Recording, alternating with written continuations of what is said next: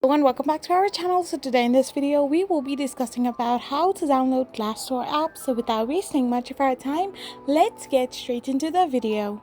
So to download the Glassdoor app, all you need to do is simply tap open your Play Store app. So once you have tapped open your Play Store app, you will end up in this kind of interface where all you need to do is simply tap on the search button, and on the search bar simply type in Glassdoor.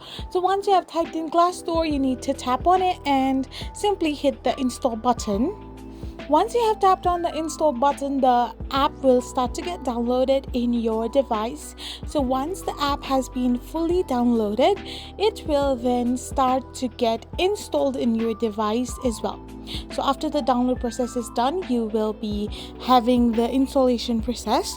The installation process takes a few seconds to get completed, and once it is installed, you can simply open it from your Play Store, or you can simply open it from your home screen. I hope you found this video helpful, so don't forget to hit that subscribe button and do give us a thumbs up. We will be back again with these informative videos.